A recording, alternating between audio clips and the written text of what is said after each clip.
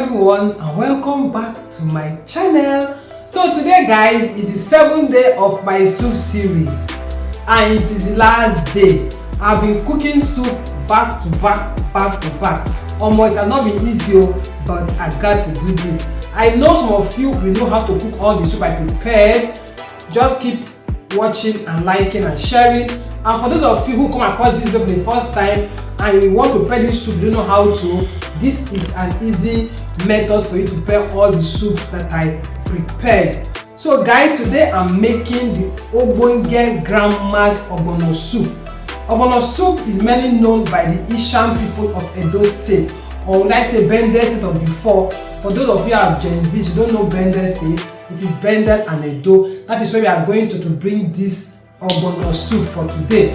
When you prepare your soup, guys, just try and prepare everything that well prepared so that you don't forget anything you have to put in your soup. So on the table, I have all my ingredients well prepared. We are using goat's meat, we are using shaki, which is cow tripe, and we are using kanda, which is cow skin. If you want to get a very good Ogbono soup, I advise you use goat's meat. And if you have bush meat, you can also add it, and that will take your soup to a different level. So we have the Ogbono. This is Ogbono. It's already blended.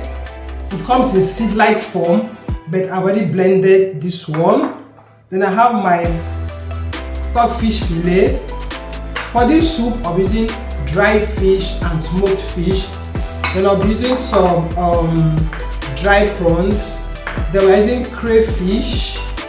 Then I'll be using some periwinkle. Though periwinkle is optional, but if you add periwinkle to your Ogbono soup, my dear, it's so delicious. Then of course our palm oil. I have salt. I have chopped onions to boil the meat. Grandma says that too much onions will kill the potency of the slime of your Ogbono. So you are cooking Ogbono soup, don't add too much onions. Just add the one that you used to boil the meat, and you are good to go. Then we have our bouillon cube for the meat too. Then I have my secret spice for my Ogbono soup, which is okpei. If you add okpei to your Ogbono soup, oh boy, your soup is going to be so delicious. You never need to add maggi. This is the real spice when you are cooking Ogbono soup. Okpei, this black thing, it's awful. It has an awful smell, but it makes your soup so delicious. Then I'll be using this habanero pepper because I want my soup to be hot. You know Ogbono soup now, if it's not too hot, you might not like it. But if you cannot tolerate heat, then don't add too much pepper. Then for the vegetables I'll be using bitter leaves. It's already washed. Then I'll be using uziza leaves. But you are free to use any leaf of choice, and you are free to use any protein of choice. So what I'm going to do now is to bring in my pot, add the meat, season it, let it boil with its own juice. Then we'll now continue. So in the pot, I've just added the meat. Then I'll add in onions. Then I'll add in some blended pepper, so the meat will be so spicy. Then I'll add in some salt. Then I'll add in just this bouillon cube, and that is all the seasoning that we'll be needing for this soup.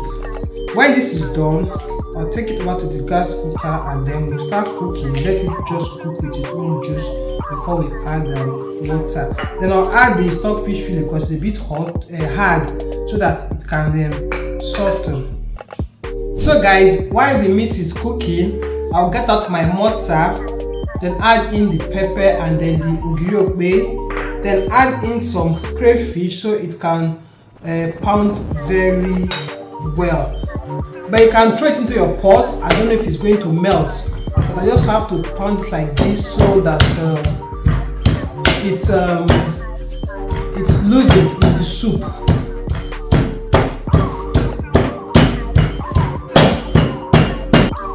I'm done with the pepper and the ogiri, so it's now time for me to slice in the uziza leaf. You have to cut it thinly, though it will still weight the pot, but just cut it as thinly as you can. This uziza leaves also gives your soup that native and local taste. it makes your soup so taste differently. So you should try and use it in your soup. But like I said earlier, when you are cooking ogbono soup, you can use any leaf of your choice. So I'm done cutting the leaf now. Let me check the meat on the fire so I can add in some more water. You can see the meat is boiling and it had its own juice. It's been boiling for like 10 minutes now. I'll add in some more water and let it keep cooking.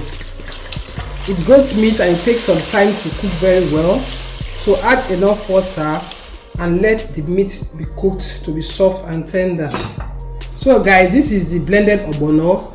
Most times after blending it becomes so hard. So for you to dissolve it, you have to add in some oil.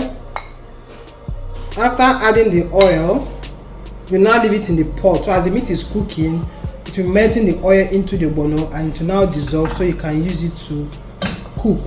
After dissolving, I will now bring it out. So guys, this is the meat. You can see the water I added has boiled down.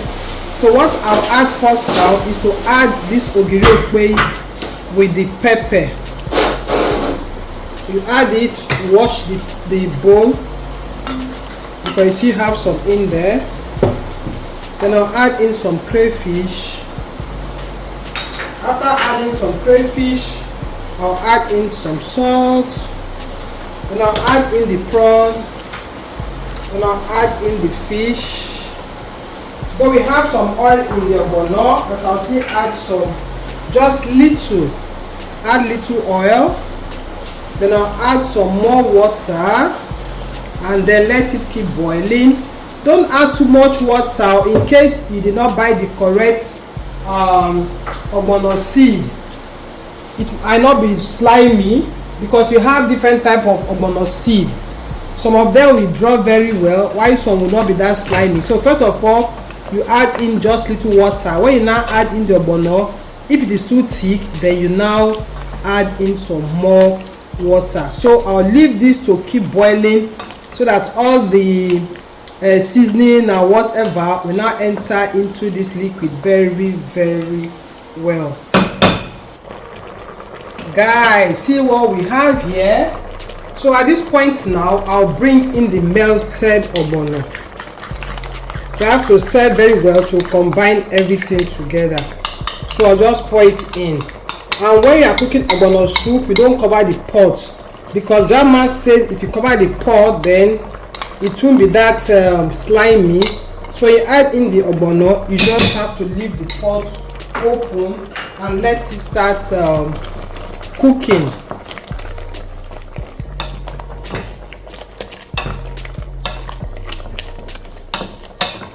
I bought the correct ogbono seed. It has not even cooked that far. You can see how slimy it is. And guys, this can go with any swallow of your choice. Preferably you can use incorrect pounded yam for this. See how thick it is. Guys, please subscribe to my channel, follow me on Facebook, keep liking and then keep sharing. At this point, I'll just reduce the heat so that it won't burn. I might need to add some more water because it is too thick. But like I said, don't add too much water because the thicker it is, the better. So at this point now, I'll bring in the periwinkle and let it cook. And I said that periwinkle is optional.